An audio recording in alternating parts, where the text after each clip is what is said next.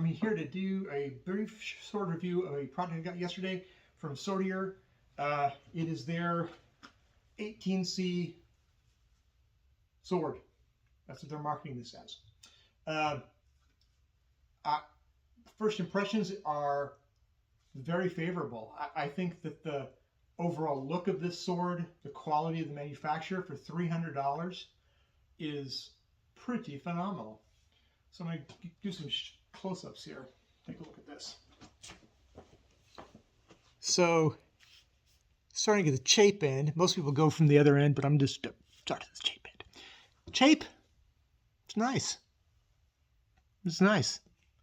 It's well fitted to the scabbard. It unlike a lot of scabbards where you might have some gaposis in there that could catch on stuff. Not much at all. Look, this looks like it's probably stainless steel, but that's okay. It's okay. The leather looks pretty good.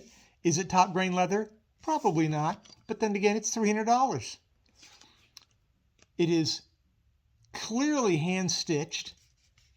This cross stitching looks very, very nice. The fittings are leather, not fake. Is it top grain leather? Probably not. But then it's $300.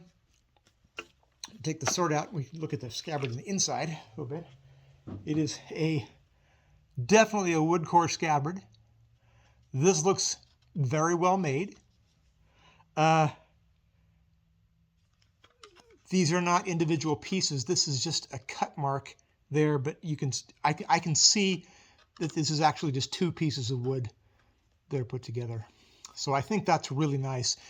You can also see the stitching along the top. I like this. I really like this. Often you see really, the swords that come with scabbards, they're all glued on there. It looks crappy. This actually looks not bad. There's some risers in here to keep the belt system, or to keep this. Doesn't really come with the belt system, but to keep these fittings in place.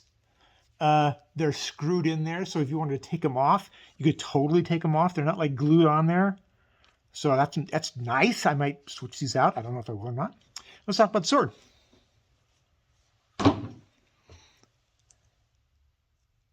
Very nice.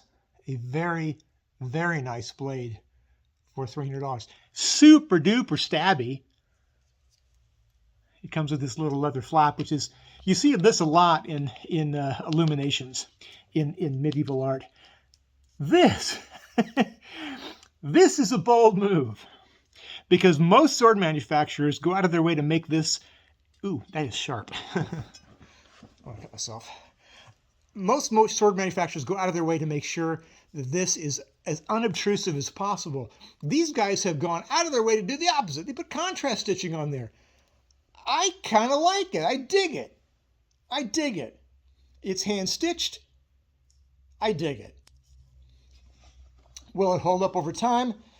I don't know. The fit and finish between the leather and the scent stopper pommel is even all the way around.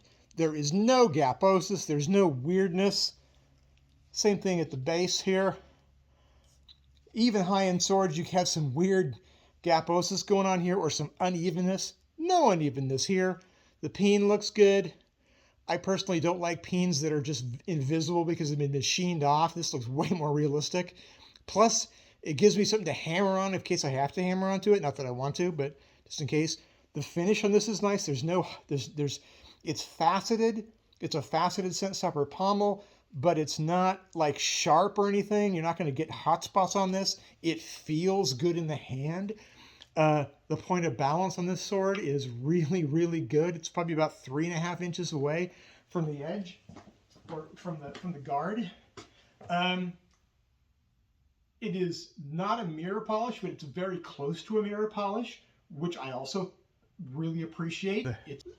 The joining of the blade to the guard is about what you would expect for a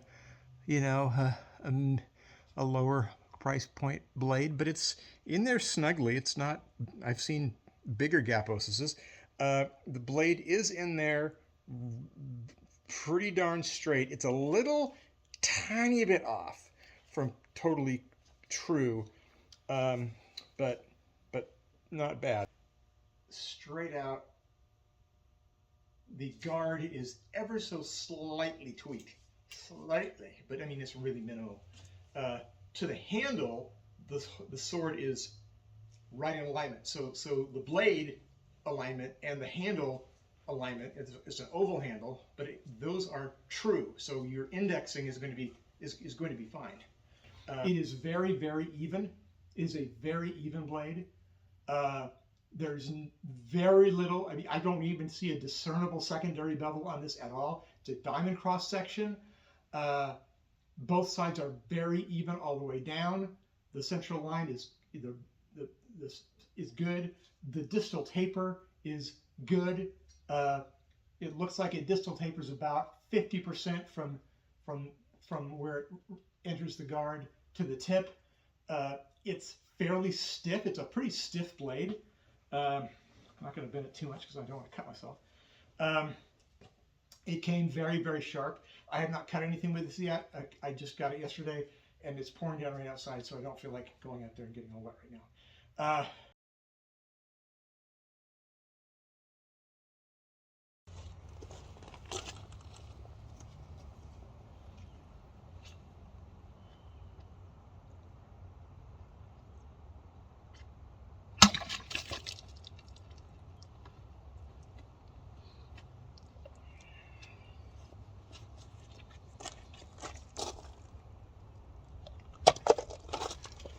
But overall, for $300, I'm super impressed.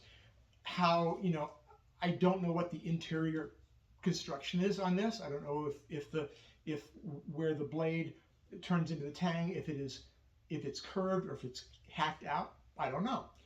But for $300, I think this is a heck of a good deal. Now, is this an 18C blade? No, I don't think it is. And you can kind of see the difference between, what Swordier is calling an 18C blade and what I think a lot of people who see 18C, they think of like that. All right. So this is a much broader blade than this. It doesn't come to quite as acute point as the Swordier. It kind of, it folds down towards the tip. It's not particularly stabby. It's mainly cutty.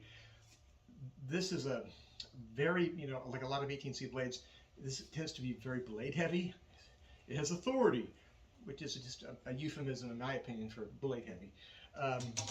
This is much more lively and much more stabby. Not a particularly broad blade. So is this an 18C blade?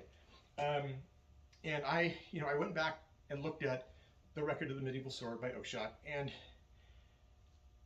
maybe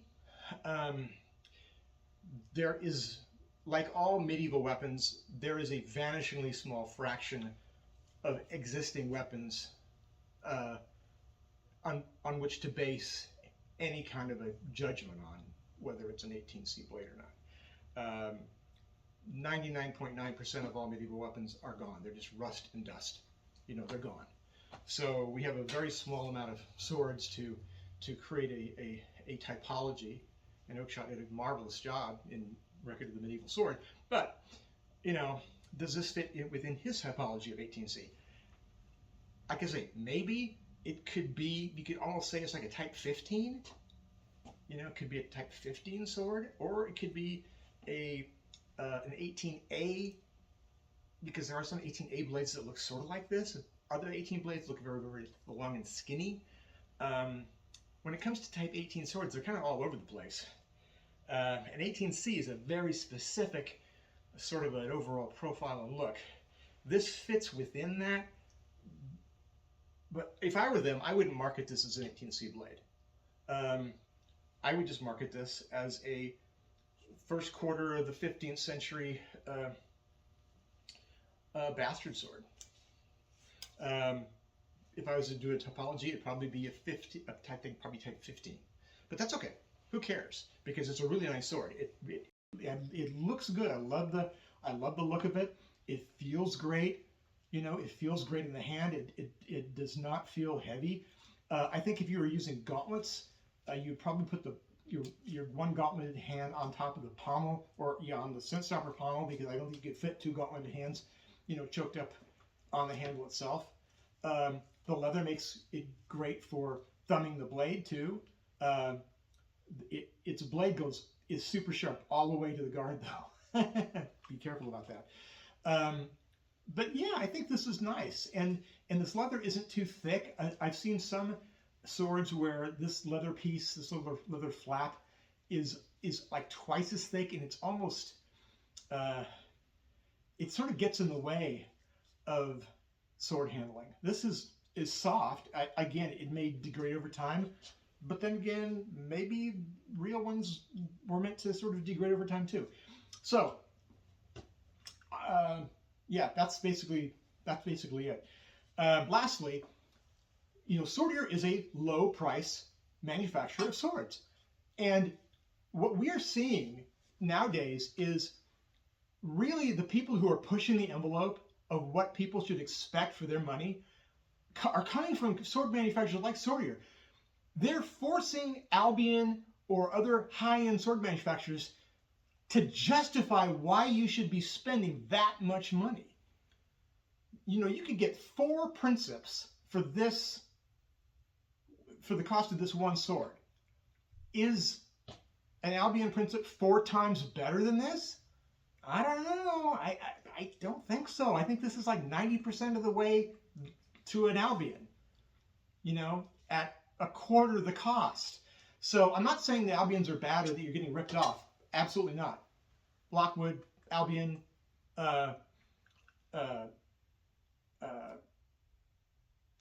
anyway, top-end sword manufacturers.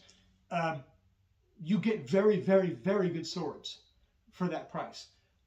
But the question is, as time goes on, these lower-end sword manufacturers are pushing the envelope and forcing, I think they're forcing a question. Is that price justified for the expensive sword? This comes with a scabbard. It came in a very nice box. I got it in 30 days. You know, if you wanted a nice Albion and you ordered it, it could be months before you got it. Lockwood, it could be months before you got it. So again, very small, you know, Lockwood, they don't have a huge, you know, it's a one-man operation, I think.